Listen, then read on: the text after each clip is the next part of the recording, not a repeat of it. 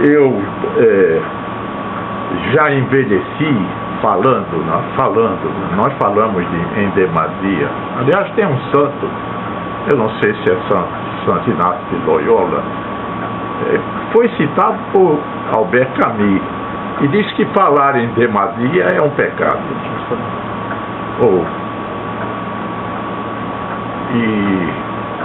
Fora os provérbios populares, né? No momento em que você fala, você se expõe. E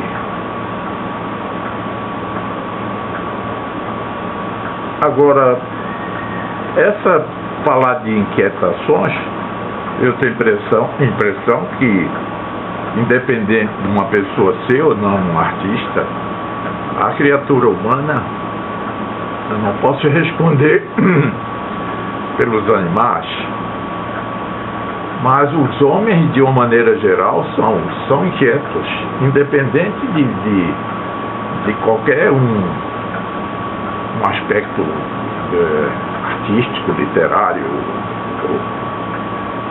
E essa inquietação é de todos. E se traduz de diferentes maneiras, inclusive nas doenças nervosas.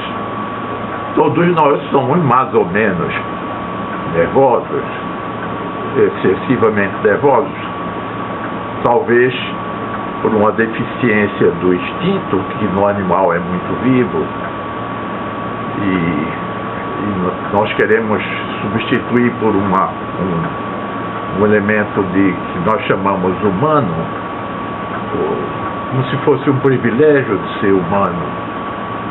Não sei, hoje tenho minhas dúvidas, a não ser no momento em que reconhecemos que deveria haver uma aproximação maior com a natureza, com o reino animal e seus hábitos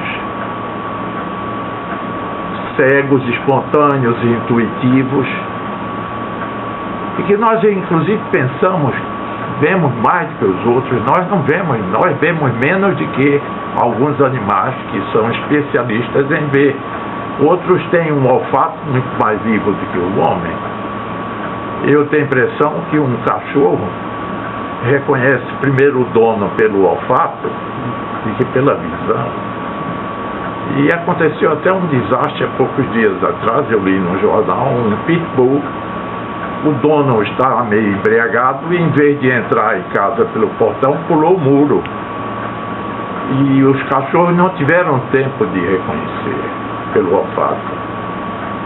E morderam, dilaceraram até a morte, e quando as pessoas o encontraram os cachorros lambendo o cadáver, porque haviam reconhecido. Mas também não tinham consciência de que tinham morto o dono, né? E então esses privilégios que nós homens acreditamos que temos, e inclusive em relação ao próprio planeta, hoje em dia está na moda se falar na saúde do planeta, nos problemas, naquilo que o homem estragou. De uma certa forma, queira ou não queira, nesta participação com o mundo, com o universo, eu tenho a impressão que um pouco mais, um pouco menos, todos os animais são predadores. Isso não quer dizer que eles se misturam com a natureza, mas o fato de ter o seu instinto de sobrevivência, alguém vai perder com isso. Seja o mundo vegetal, seja o mundo animal, porque nós o engolimos uns aos outros, né? E com a consciência perfeitamente tranquila, nós nos alimentamos de outros animais e achamos que isso é perfeitamente natural. E, aliás, outros animais também fazem a mesma coisa. Mas outros são herbívoros, de qualquer forma comem as plantas, não é? E a planta é um ser vivo. E, enfim, essas indagações, eu estou fazendo aqui, dizendo uma série de, pode ser inclusive uma série de bobagens, eu estou apenas me preparando para entrar num assunto qualquer, que poderia ser o assunto da arte, como é que isso se manifestou, por que se manifestou. Realmente poderíamos dizer que um dos aspectos inquietantes, já que falamos já a partir da inquietação, as inquietações malditas, como diz Baudelaire,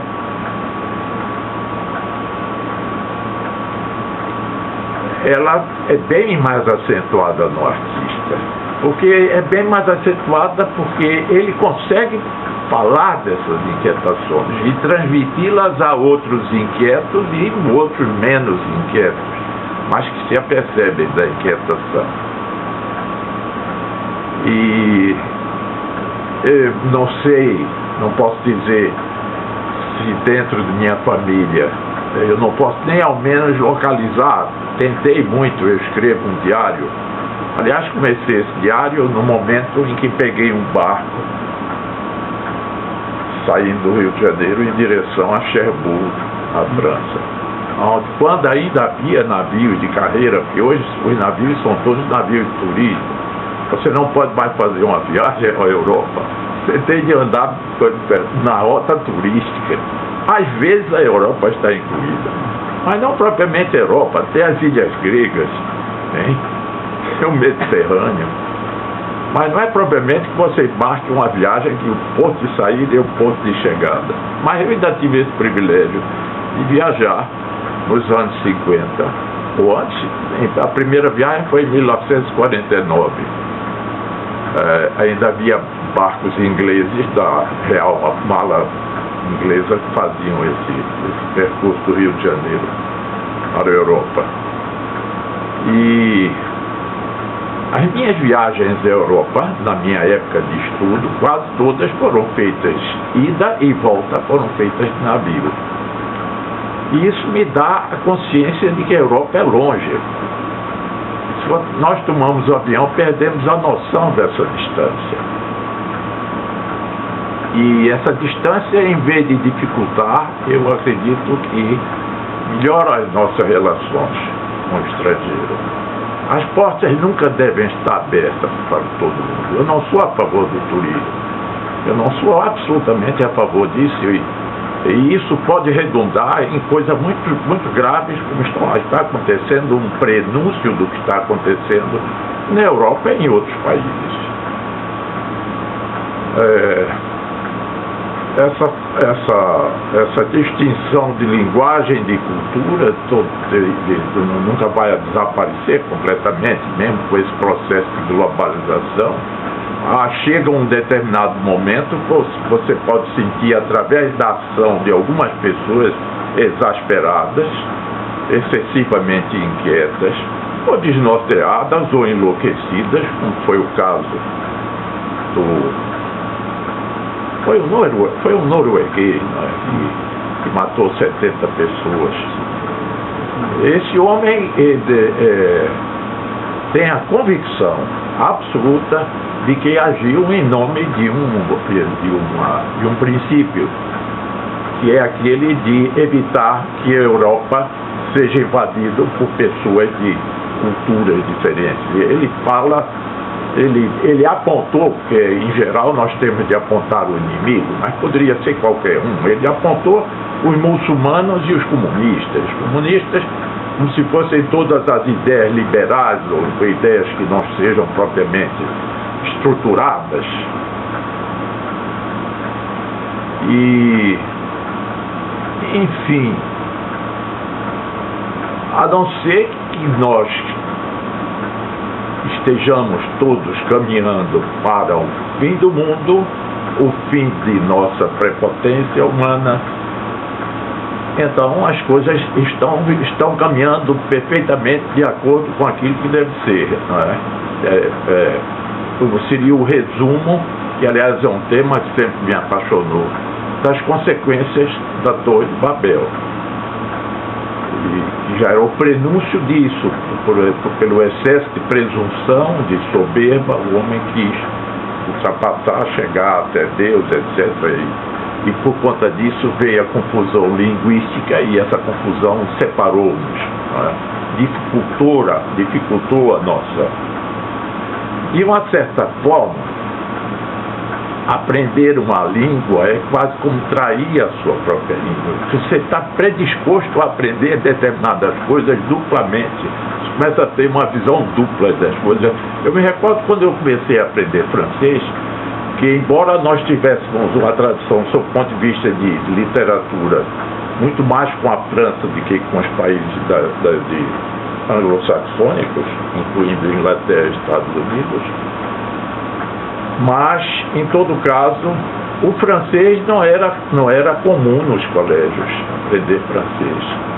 E eu aprendi, quando menino, a falar com uma governanta alemã, a falar inglês e alemão, porque ela era alemã, mas foi casada com um americano, portanto nos ensinou o inglês americano, né? Ensinou o inglês propriamente, ensinou a maneira dos americanos falarem. E nós falávamos, quando criança, eu e meus 3 irmãos, um dia em alemão, outro dia em inglês. Foi pena que a gente tivesse aprendido quando tínhamos entre 6 e 9 anos, e depois isso desapareceu. Portanto, eu não dominava o francês, nem o bastante para ler. Mas quando eu viajei, volta à viagem no navio Alcântara, em direção a Paris, em direção a Cherbourg, para depois pegarmos o trem até Paris, eu recordo que resolvi levar um caderno verde, de capa verde, para começar a escrever um diário. E tomei anotações, mas não tomei anotações no caderno, porque na cabine do navio existiam magníficos papéis ingleses de carta, um timbre da mala real inglesa, que me seduziram totalmente, e pela qualidade do papel eu passei a escrever nos papéis e não no caderno, não é? Mas depois eu juntei aquilo tudo e passei para o caderno, mas com um período posterior. E eu levei, deve ter sido um acaso, mas fazendo um pouco de literatura, você é professor de literatura, será que existem acasos ou as coisas são predeterminadas? Isso aí é pura literatura, mas em todo caso, eu levei Guerra e Paz de Tolstói. E você verifique que o início do livro é uma obra-prima de literatura, porque é uma iniciação à língua francesa. A corte russa falava um francês extraordinariamente sofisticado. Eles faziam questão de só falar entre si em francês. O russo era uma língua dispensada para falar com criaturas inferiores. E como minha mulher enjoou muito, e eu não tinha outra coisa a fazer a não ser ler o livro, eu passei praticamente a viagem toda lendo o livro. Ela às vezes me expulsava do camarote, eu ia ler no Tombadilho, ou na sala de fumar, onde fosse. Mas eu li Guerra e Paz exatamente nesse percurso Rio-Paris. Quer dizer, Rio-Cherbourg. No trem eu não li. Já tinha terminado, quando cheguei em Cherbourg, já tinha terminado e eu comecei a ler o livro para minha mulher e me diverti com o francês preciosíssimo que os nobres russos falavam. Então as primeiras palavras francesas eu aprendi com Tolstói. E depois, curiosamente, como eu conhecia um pintor daqui de Pernambuco que foi para Paris com 20 anos e lá ficou o resto da vida, o pintor Cícero Dias, trabalhar na embaixada, era uma pessoa ligada à França e inclusive casou com francês e teve filho na França e praticamente se transformou num francês. E Cícero Dias conseguiu, ele através da embaixada sabia os ateliês que estavam para alugar, etc. E ele me advertiu logo que eu cheguei que o antigo ateliê de Francis Picabia, pintor ligado ao movimento dadaísta, de importância histórica, ainda vivo, eu cheguei a conhecê-lo pessoalmente, esse antigo ateliê estava sendo alugado e esta proposta era feita pela sua ex-mulher, chamada Gabrielle Buffet Picabia, ex-poetisa e ex-musa do movimento dadaísta, já velhinha, muito velha, mas extraordinariamente lúcida e interessante. E ela nos alugou o ateliê com todos os quadros de Picabia na parede, quadros que ele havia permutado com ela no momento da separação, quando eles se divorciaram, porque nessa época estava vendo com outra senhora, uma suíça, mais jovem, mas não tão espirituosa quanto a sua velha mulher. Ela era extraordinariamente inteligente. E alugando esse ateliê em Paris, o marido da concierge, não era ela, era o marido da concierge, era um francês do Midi, era um francês lá acima de Aix-en-Provence. De forma que as primeiras palavras do francês eu também comecei a remedar ao Monsieur Bousquet, que falava como o francês provençal, não é? Maintenantes. Isso me divertia muito, né? Aprender francês, que é uma língua extraordinária. E depois você é obrigado, eu não convivia com brasileiros. De feito, quando você viaja de conviver com brasileiros, você acaba não aprendendo a língua. Eu só convivia no meu dia a dia com pessoas da terra, franceses, não propriamente artistas. Eu não procurei artistas. Eu procurei os museus e as galerias. Mas, através de Cícero Dias, eu conheci Fernando Léger, conheci André Lotz. Então, eu conheci esses professores da época que afinavam o talento e o gosto de pintores vindos de toda parte do mundo, americanos do norte, brasileiros, sul-americanos, escandinavos e franceses. Mas o que eu aprendi mesmo, muito mais com os livros de Lotz.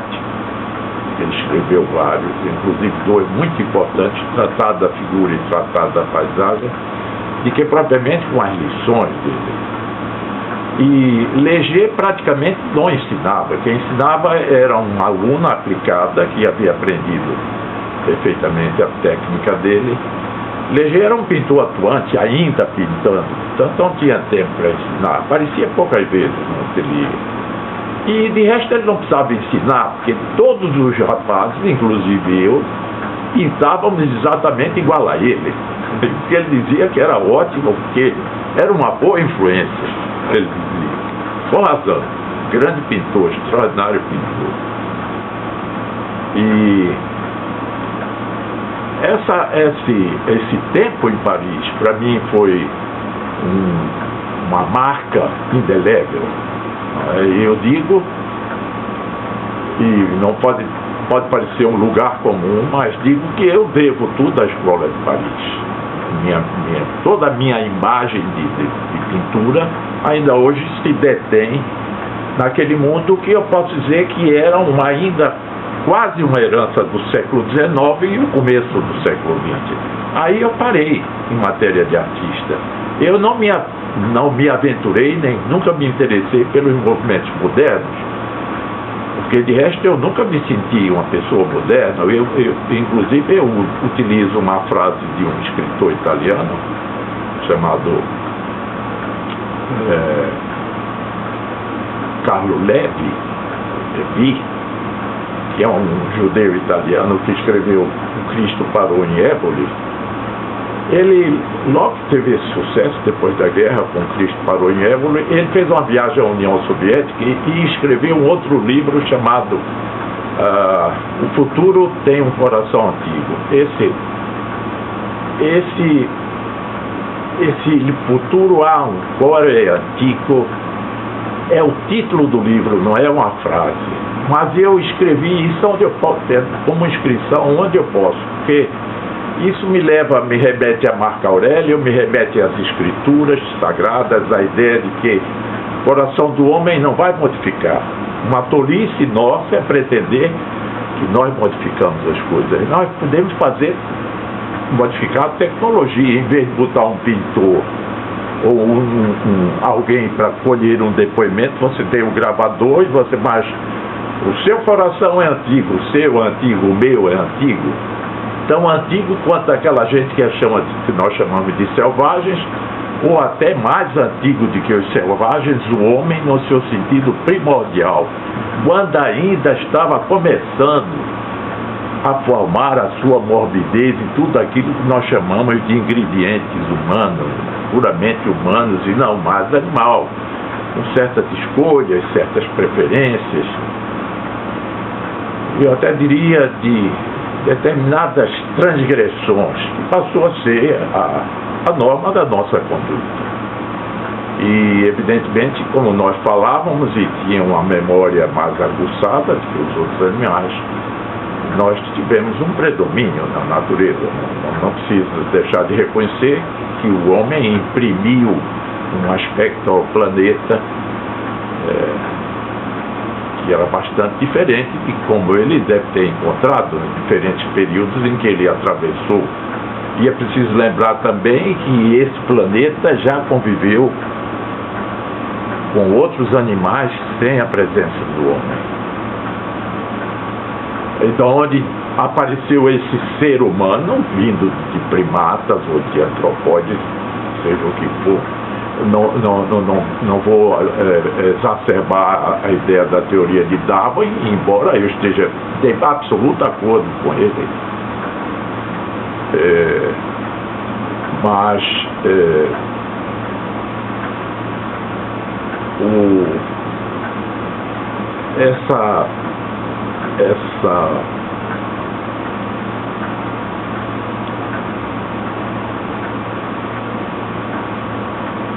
essa primazia se faz notar, por exemplo, às vezes chegam aqui alguns estrangeiros, podiam ser franceses, podiam ser alemães, podiam ser espanhóis, e ficam surpresos com o que veem. Eu sei porque eles ficam surpresos, porque eles supunham nesta latitude geográfica não pudesse haver elementos de cultura e civilização. Uma maneira grosseira de olhar. Mas, e eu sempre digo a eles, vocês não podem surpreender com coisa nenhuma, porque vocês são os construtores de catedrais, e ninguém jamais pensou em fazer nada igual à catedral que os europeus construíram, sejam franceses, italianos, alemães ou espanhóis, ou portugueses também. Então, em matéria de arquitetura, ninguém foi tão longe, talvez Gaudí, no mundo moderno. O resto, para mim, são acidentes. Eu não sou um admirador da arquitetura moderna. Não quero dizer que ela não tenha sido o caminho natural que acompanhou a tecnologia. Mas teria de ser diferente. Ninguém vai trabalhar mais com pedras. As catedrais foram feitas de pedra. Mas aí é que está o mistério. Elas não... É muito difícil você saber, e isso me agrada muito, quem foram os arquitetos das catedrais. Porque elas foram feitas em diferentes gerações. Algumas têm 200, 300 anos, 400 anos. A Catedral de Milano, ainda falta uma torre. E Mussolini queria fazer essa torre. Graças a Deus veio a guerra e ele não conseguiu fazê-la. E algumas catedrais francesas ainda são inconclusas, não estão totalmente terminadas. E os arquitetos se confundiam com os canteiros, com os vitralistas, com os pintores. Eram artesãos, era um ofício que se aprendia.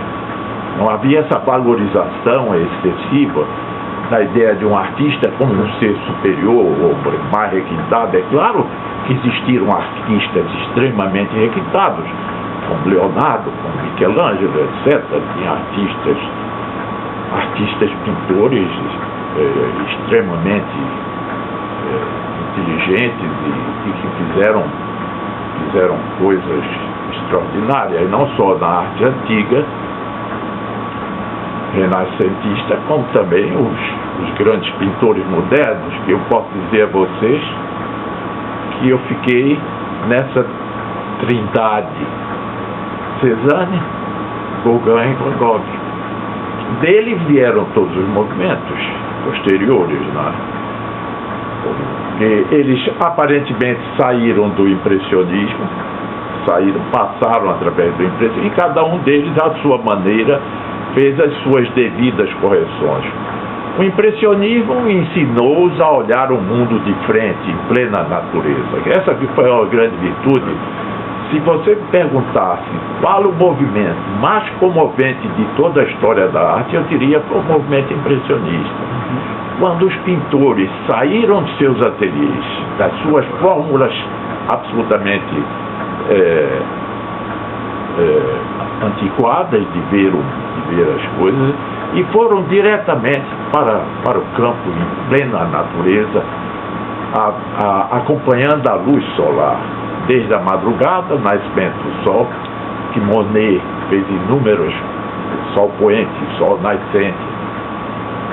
E se você tira hoje uma fotografia da natureza, você verifica fotografia colorida. Repare que bobagem de fotografia colorida. Não pode existir fotografia em preto e branco. Preto e branco que é uma aberração. Se é colorida é porque a natureza é toda cor. Não existe nada que não seja cor. A sombra é profundamente colorida, tanto quanto a luz é colorida. E todas as experiências científicas de Chevreul, tudo isso coincidia na cor. A extraordinária das teorias Bergson, o aparecimento de Marcel Proust, tudo da mesma época, entende? Debussy na música, o Eric Satie, etc. Enfim, aquela coisa que fermentou e que levavam os pintores e pintores extremamente viris, isso é uma coisa importante, barbudos, como engenheiros, e que iam com seus cavaletes nas costas, gente forte, capaz de enfrentar a natureza e as intempéries. Cézanne ia pintar em Aix-en-Provence, todo com a roupa quase como se fosse de fraco, chapéu coco, e ia para a natureza. Apesar dele ser um pintor cerebral, ele corrigia a natureza, ele tinha teorias a respeito da construção, ele criou um espaço cúbico, ele propiciou aos cubismos teorizarem sobre a pintura dele. Não quer dizer que Cézanne, se tivesse vivido mais 20 anos, se transformaria num pintor cubista, mas ele prefigurou, ou ele deu oportunidade aos cubistas de verificarem que havia uma formulação profundamente sábia, traduzida em ver a natureza através do cilindro, do cone, da esfera. Aí era a sabedoria. E deixar de lado a pintura invertebrada impressionista. Ela era extremamente colorida, extremamente verdadeira, atraente, nada tão sedutora, mas ela não obedecia às leis mais autênticas da pintura, que eram a composição, a estrutura do quadro. Um quadro sem estrutura é como a natureza propõe tudo. E eu me recordo que foi Malraux que fez essa observação, que me deixou muito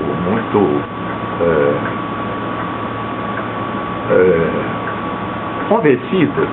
Malraux disse que nunca é a natureza em si que lhe dá as primeiras impressões, que vão lhe transformar num intérprete dela. Quem lhe dá essas primeiras impressões é um outro artista. Através de um outro artista, você passa a descobrir a natureza. Se você vê um Corot, você acaba vendo na natureza um Corot. Então você compreende a natureza através de Corot. Se você vê um Monet, eu, aliás, comecei a descobrir Paris através dos pintores. Eu me maravilhava quando via a Gare de Saint-Lazare, porque Monet havia pintado a Gare de Saint-Lazare, havia pintado no inverno e no verão. No verão é uma maravilha, porque só tem fumaça e luz e tudo mais. Mistura, é um mundo fantástico. Eu volto sempre aos impressionistas, porque foi a minha primeira impressão do meu primeiro Paris, porque eu fiquei no Rive Gauche, numa rua muito próxima, bastava na Rue du Montalembert, que é próxima à Rue de Bac, Rue de Seine. Era apenas atravessar a ponte e eu estava no Louvre ou no Jeu de Paume, e eu ia lá todos os dias.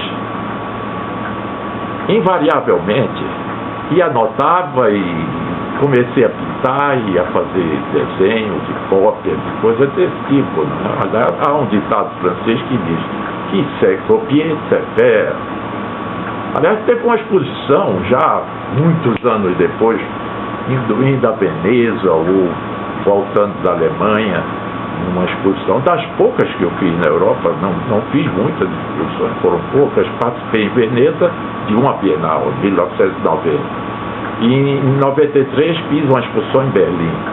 Que, aliás, a Europa que eu tinha conhecido, a Europa Latina, França, Itália e Espanha, incluindo talvez a Suíça, mas a Suíça romântica, não foi. Apenas eu viajei pela Suíça porque meu cunhado era suíço. Foi um fator também que me fez aprender a língua com mais facilidade. E eu conversava muito com minha irmã, morou mais de 20 anos entre a Suíça e a França. Depois ela deixou o Suíço, casou-se com um professor francês que era um assessor ou assistente do Claude Lévi-Strauss, chamado fulano de tal Kivar, e era da Sorbonne. Esse professor, inclusive, devia ser um homem extremamente requintado. Minha filha reclamava do suíço, dizendo que o suíço era grosseiro. E depois reclamava do francês, dizendo que o francês era extremamente sofisticado e os amigos falavam de assuntos que ela não entendia absolutamente nada. Mas o francês era um antropólogo. Como é que ela queria entender de antropologia? E sabe como se deu o rompimento deles? Chegaram a viver 2 ou 3 anos e depois se desentenderam nos acontecimentos de maio de 1968. Porque ela tinha 2 filhas do suíço, Françoise e Laurence, e essas 2 meninas estavam adolescentes, na idade das aventuras, e com o lixo das ruas, a inquietação dos estudantes da rua, elas queriam descer. E o professor não deixou. Disse, não, de jeito nenhum, elas vão se expor a perigo de morte. Isso é uma coisa muito séria, é uma situação gravíssima, que ninguém está entendendo, mas é uma situação grave. E não deixou. E elas eram robustas, enormes, e ele era magro e pequeno, o francês. E uma delas empurrou, ele sentou-se no sofá, caiu sentado. Minhas sobrinhas mal educadas. Mas ele aí disse, fora os 3, botou para minha irmã e as duas filhas dela para fora de casa, não deixou nem levar a mala. Depois é que elas foram buscar. E aí rompeu-se essa ligação com o francês antropólogo. Mas eu aprendi muito também a francês e consequentemente, a facilidade depois de ler no original. Por exemplo, eu tinha conhecido Marcel Proust lendo em português, mas consegui da NRF a coleção inteira de Marcel Proust. E passei a ler aqueles autores, Balzac eu li em português, passei a ler e tal, Flaubert, etc, mas é diferente, né? E isso não quer dizer que eu também conheço Dostoiévski todos através de traduções francesas. E estou contente com isso. Eu às vezes vejo hoje em dia alguém dizendo Dostoiévski traduzido diretamente do russo. Eu não vou ler Dostoiévski só porque foi traduzido do russo. Uma vez um escritor veio aqui exatamente dessa sala como vocês estão aí e perguntou, olha, eu estou fazendo uma enquete, e nessa época era muito comum entre escritores e artistas se perguntar os 10 escritores mais importantes. Isso se fazia na França, me recordo. Na época de André Gide, era moda se fazer isso. E eu aí disse a ele, olha, eu vou dizer Dostoiévski, repetir Dostoiévski 5 vezes. Foi o escritor que mais me marcou na minha vida inteira de adolescente, de juventude, e até mesmo os 30 anos. Quando um dos personagens, o Ivan Karamazov, que era uma figura extraordinária desse livro dele, Os Karamazov, dizia que até os 30 anos eu aguento a barra, depois eu não sei, se eu for até os 30 anos. Aliás, tem uma moda dos jovens aí que diz: desconfie dos homens de mais de 30 anos. Né? E é de uma extrema sabedoria, né? E Dostoiévski já dizia isso. Agora, onde eles foram pescar essa sabedoria, não sei. Porque a nossa tendência na velhice é também a velhacaria, que é uma situação extremamente perigosa. Que vocês chamam de clichê, não é? O velho começa também, à sua maneira, a se defender. Não precisa mentir. Há uma frase de Ingres, pintor, Jean-Auguste Dominique Ingres, que diz que minha velhice me vingará. E eu, com 20 e poucos anos, não sabia como era que um velho podia se vingar de alguma coisa, porque um dos pressupostos da vingança é o tempo, o fator tempo. Você tem que deixar o tempo passar para você se vingar, não pode ser uma coisa imediata. E como é que um velho pode se vingar se ele não tem tempo? Ele esclarecia, não mentir, não dizer mais nenhuma mentira, e não há vingança maior do que você não mentir, porque você torna uma pessoa intolerável, não é? Você não mentir. E ao velho já não interessa o julgamento dos outros, interessa menos. Não quer dizer que eles também percam totalmente o controle. Eu ainda não perdi, ainda sou bastante. Dizem minhas filhas que não, que eu já estou ficando insuportável. Mas insuportável porque desejo pintar e trabalhar em solidão. Eu acho que isso é o menos que uma pessoa pode desejar.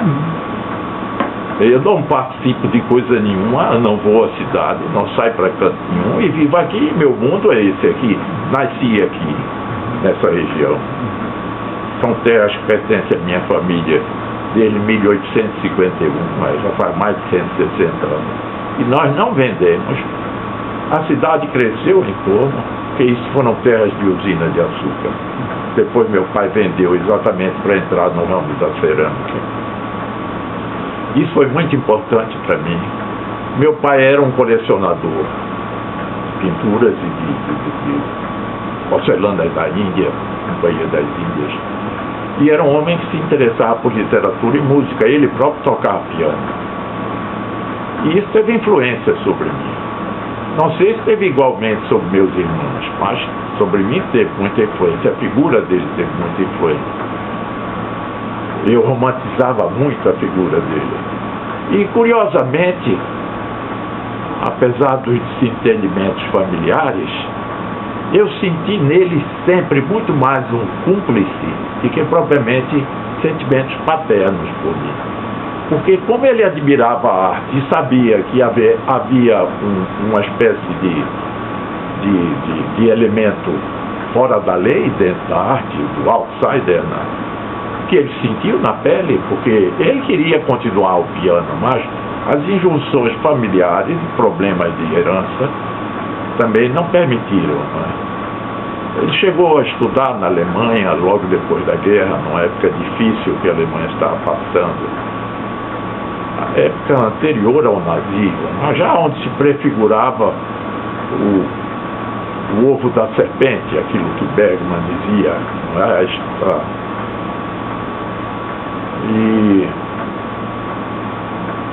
E ele foi exatamente numa época que ele naturalmente não viu, desconhecia, mas coincide com o aparecimento do expressionismo alemão, da pintura expressionista alemã, que é excelente. influência francesa da técnica.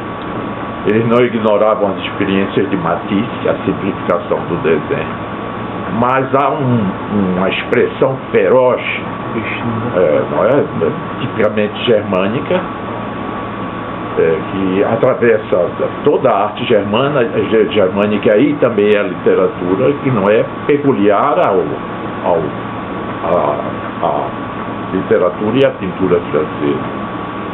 Embora vocês tivessem tido os Fauves, o movimento Fauve, Vera, e aliás esses títulos são engraçados, porque quando fizeram a primeira exposição, onde tinha Matisse, Terrain, etc., e que pintavam com cores violentas, desenhos extremamente simplificados e uma admiração exuberante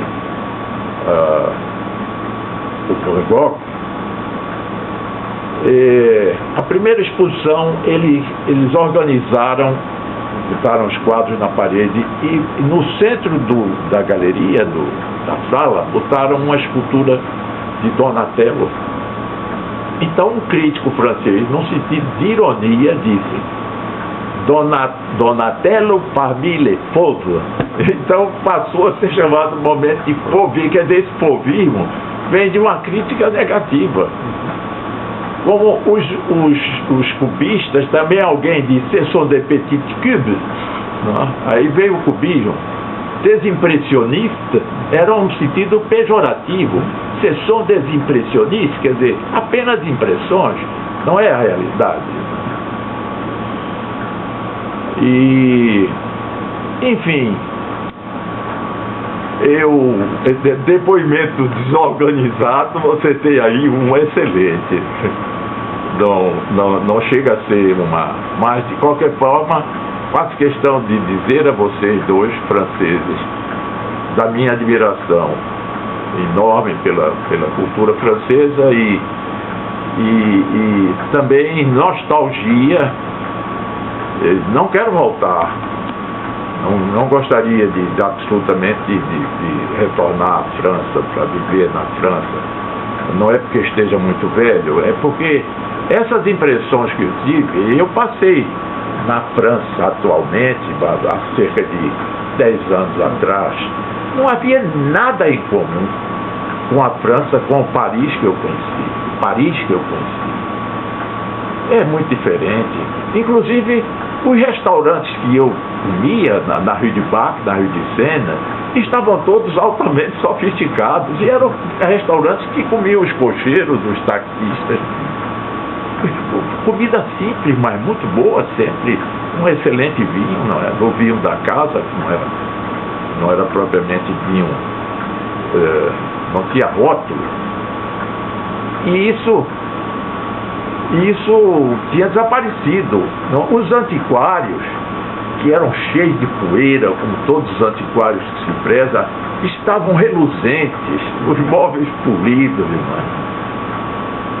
E você sabe, nesse setor, há hoje indústrias de falsificações. Em toda parte do mundo existe, em Buenos Aires, Rio de Janeiro, São Paulo, Paris, Nova York, etc. É um inferno de falsificações. Mas a burguesia não está muito preocupada hoje em dia com a autenticidade das peças, né? O simulacro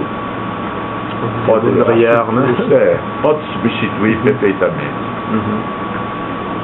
E, enfim, a Europa, para mim, continua essa Europa ficcional, imaginada, habita no meu espírito e continua no meu espírito. E eu leio com emoção. Eu escrevi um diário, tenho ideia de publicar, mas não é fácil. Que dariam talvez 3 ou 4 volumes, comparando muito mal. O Diário de Delacroix encontrou-se nos seus manuscritos, deu para fazer 3 volumes. É um diário admirável, mas é o diário de um pintor extremamente intelectualizado, mas que fala de coisas triviais, de gestões, de comidas, de passeios, de senhoras, de mocinhas, de modelos, etc. E eu me senti também com o direito de fazer isso, porque os pintores escreviam cartas, Van Gogh escreveu cartas magníficas e cartas com desenhos para os pintores amigos e, sobretudo, para o irmão. Cézanne também escrevia cartas, Pissarro escrevia cartas.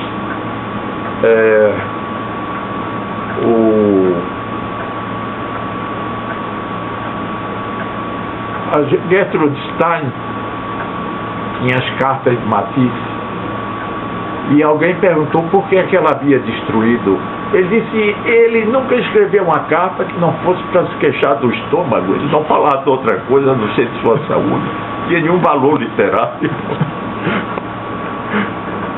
Mas alguns escreveram coisas interessantíssimas, Gauguin, um manuscrito no Anoa, e suas cartas, etc., desesperadas. A vida de Gauguin, para mim, é uma vida exemplar de artista, marcante, muito, para mim, definitiva, não é? Foi transformada em romance, de cinema, e é difícil conceber o que é que teria sido verdadeiramente a sua vida e a renúncia às comodidades que a civilização oferecia para se meter lá nas Polinésias francesas, onde ele não encontrou o paraíso, porque les vrais paradis são les paradis perdus, mas ele refez esse paraíso. E não poderia ser não podia ser. Não vou dizer que Gauguin pintou melhor, porque esteve nas Marquesas e em Tahiti. A pintura dele na Bretanha é tão boa quanto a pintura que ele fez depois. Já antecipava. É uma pintura tão sólida e tão extraordinariamente concebida quanto aquela que ele fez depois no Tahiti ou na Martinica, ou por onde ele passasse. Se ele tivesse vindo aqui para o Brasil, a mesma coisa. Ele era um grande pintor, com preocupações diversas, daquelas de Cézanne e de Van Gogh, com quem ele entrava em atrito. Né? Van Gogh é um pintor que, se alguém me perguntasse qual o pintor que você poderia atribuir santidade ou desejasse canonizar, eu diria Van Gogh. Van Gogh deveria ser considerado santo, porque ele tinha uma visão a respeito da vida e dos pintores tão curiosa que Gauguin jamais podia entender, porque Gauguin, como todos os artistas, sempre preferem os melhores. Não vão perder tempo com os piores. Acontece que Van Gogh tinha uma visão de santo. Ele olhava para um pintor medíocre, e via um excelente quadro, mas ele não tinha culpa disso. Ele tinha um espírito extraordinário, uma bondade extraordinária, coisa que Gauguin não tinha. Era um artista egoísta, como todo artista deve ser. E não ia perder tempo, por exemplo, com Meissonier, mas Van Gogh gostava de Meissonier. Van Gogh, com aquela fatura, gostava de Meissonier, de pintores acadêmicos, não só holandeses como franceses. Ele cita nas cartas cerca de 50 artistas. Eu poderia descobrir, talvez entre 50 e 20 que eu tinha ouvido referência. O restante nunca ouvi falar. Mas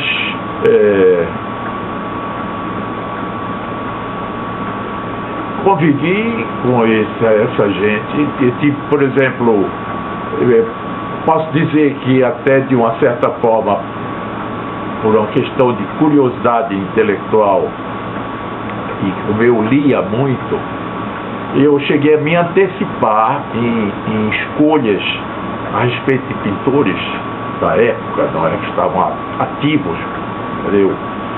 Eu lendo um livro sobre De Chirico, pintor italiano, Giorgio De Chirico, pintor metafísico, surrealista, e que era do Círculo de Breton, não é? Até a Guerra de 14. Depois da Guerra de 14, na época da Guerra de 14, ele voltou para a Itália. Mas até lá ele fez aquela pintura que Breton admirava muito e que chamava pintura metafísica. E era tido como um pintor surrealista. Havia um crítico norte-americano famoso chamado James Trolsobe, que escreveu um livro sobre os primeiros quadros de Quirico. Porque depois, quando ele veio para a Itália, ele depois se preocupou com o classicismo italiano e acabou negando toda a sua obra de juventude, aquela obra mais violenta e mais interessante, é preciso se dizer. Ele, questões de amantes e de mulheres que ele arranjou lá pela Itália, que levou supostamente a um classicismo duvidoso, né? E pior, como ele via que esse classicismo não lhe rendia dinheiro, ele voltou a copiar depois a primeira época em que ele tinha tido sucesso. Ele voltou a fazer pinturas com aquela qualidade de pintura, mas aquilo já era uma falsificação dele próprio, não? Quer dizer, que as pessoas podiam intuir que era ele copiando, era um homem de 50 copiando quando ele tinha 20. Mas esse livro é interessante porque em 1946 eu vi pela primeira vez referência a um jovem pintor francês de origem polonesa chamado Balthazar Klossowski, o famoso Balthus, que tinha por portas e travessas uma ligação com Rilke, o poeta Rilke, porque o poeta Rilke foi amante da mãe dele. Quando a mãe dele deixou o pai, divorciou do polonês, do velho pai de Balthus, ela conheceu o Rilke na Suíça. E Rilke se interessou por Balthus, viu os desenhos dele.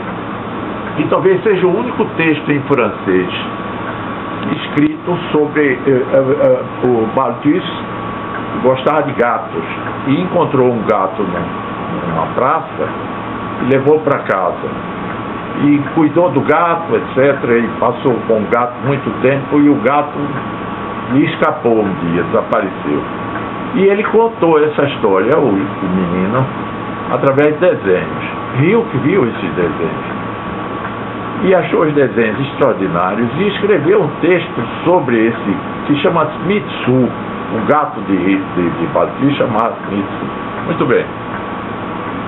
Balthus começou a me interessar porque o crítico americano dizia que ele estava sendo ignorado pela arte francesa da época, porque ele queria fazer uma pintura figurativa. E na época era a pintura da época, nos anos 50, só falava em abstracionismo, né? A predominância dos teóricos da arte abstrata. E o próprio Cícero Dias, que era um pintor onírico, saiu daqui do Brasil como um pintor onírico, influenciado por Chagall, acabou um pintor abstrato, totalmente abstrato. E então Balthus queria fazer surrealismo da pré-Courbet. Ora, como era possível fazer surrealismo da pré-Courbet se Courbet se autodenominava um pintor realista, o próprio Courbet? Mas acontece que o De Quirico tinha escrito em 1926 ou em 27 uma pequena monografia sobre Courbet, onde ele discutia que Courbet, apesar de suas preocupações realistas, ele era um pintor romântico, mais romântico do que Delacroix. Aí ele entrava em confronto com o próprio Baudelaire. E Baudelaire foi, entre outras coisas, um dos mais sutis críticos de arte que se conhece na época e continua sendo. E Baudelaire achava que o grande pintor romântico era Delacroix, não é? E entrou até em conflito com Courbet. Eles eram amigos, mas depois, embora Baudelaire apareça naquele quadro de Courbet, o L'Atelier, o Baudelaire está lá, nessa época eles já estavam brigados. E essa insistência, quando Courbet pintava, supondo que estava fazendo uma cena realista, acontece que a pintura dele transfigurava as coisas em elementos surrealistas. Isso era uma questão da aplicação da tinta e da maneira de ver as coisas.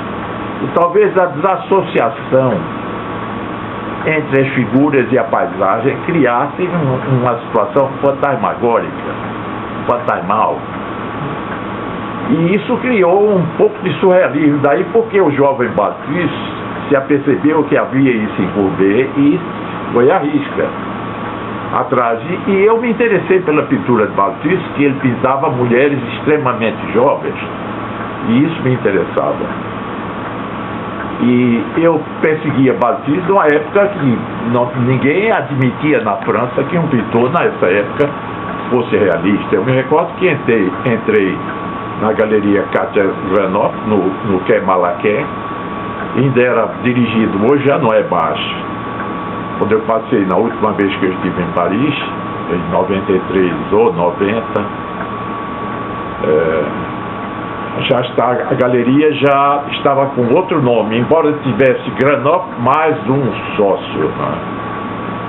Não era mais a mesma coisa. E eu me recordo que era em pleno inverno, em fevereiro de 49, eu entrei e de uma maneira muito canhestra, perguntei a uma dessas senhoras que se vestiam como russas do século XIX, todas abotoadas, até com mangas. Perguntei se por acaso existia, eles expunham Balthus, e ela disse: "Jeune homme, nous exposons ici des peintres, pas des élèves de Beaux-Arts." E eu fiquei, muito bem, ela tinha toda a razão, porque tinha lá Chagall, Soutine, Léger, Matisse, Picasso, e realmente eram pintores. E não se admitia na época juntar Balthus com essa gente, né? Mas hoje é um dos pintores mais caros da França. Pintava pouco, telas enormes, passava anos para pintar um quadro. E finalmente eu tinha razão em admirá-lo. Era de fato um grande pintor. E eu persegui. Eu cheguei a conhecê-lo porque eu tinha uma amiga aqui no Recife, que é filha de uma atriz francesa, atriz de teatro, com um ex-colecionador que tinha muito dinheiro na época e que viajava muito a Paris e que tinha amante. E teve uma filha com ele. Ele tem essa mulher chamada Marianne Peretti. E eu encontrei no Boulevard Saint-Germain, vindo da Suíça, e ela perguntou: "Você ainda tem aquela admiração por Balthus e continua forte? Você conseguiu conhecê-lo?" Eu disse: "Não, nunca, é impossível." Dizem que é impossível. Ela disse: "Pois eu vou conseguir."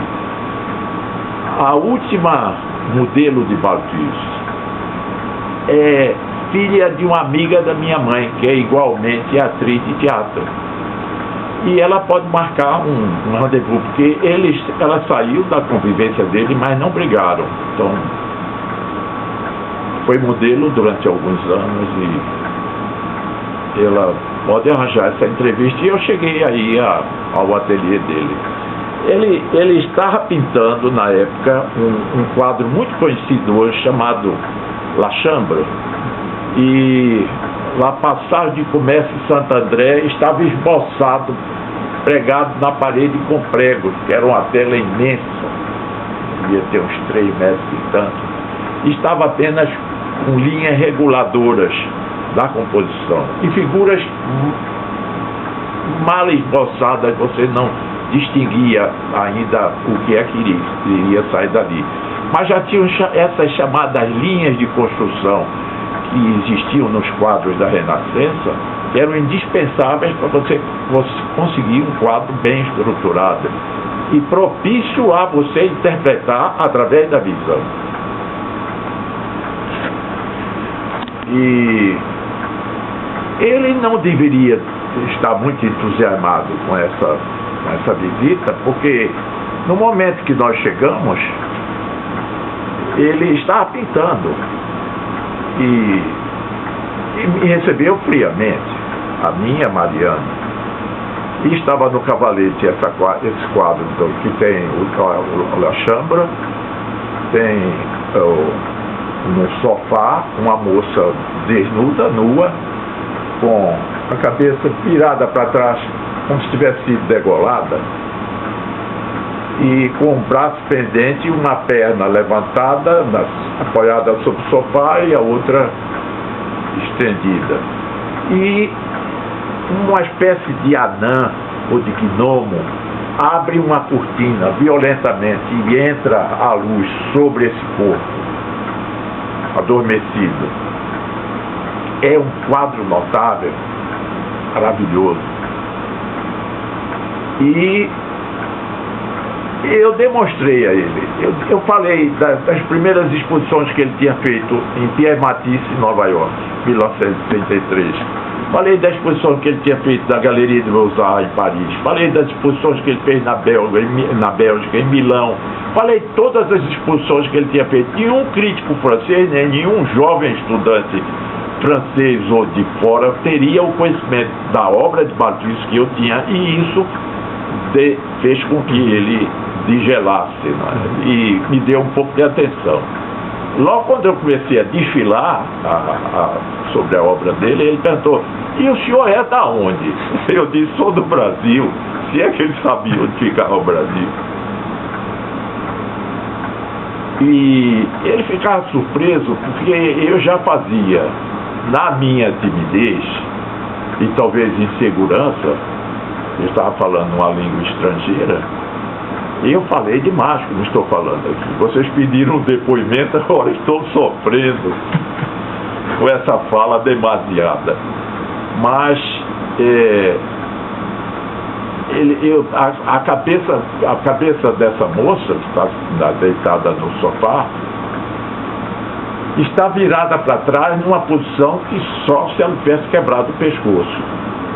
Aí eu disse: parece com a Santa Lúcia degolada. Na verdade, a Santa Lúcia de Caravaggio não é degolada, ela está morta. Ela é uma santa mártir, mas ela não foi degolada, mas a cabeça pende para trás. E ele aí ficou surpreso, porque esse quadro está em Siracusa, e eu tive a curiosidade de procurá-lo. Como eu tinha, por exemplo, eu li em Dostoiévski no Idiota, eu falava no Cristo Morto de Holbein, que está no Museu de Basel, eu ia lá para ver, porque Dostoiévski havia falado nesse quadro. E foi essa Europa mítica, muito ligada à literatura, sobretudo. E eu desenvolvi minhas preocupações artísticas.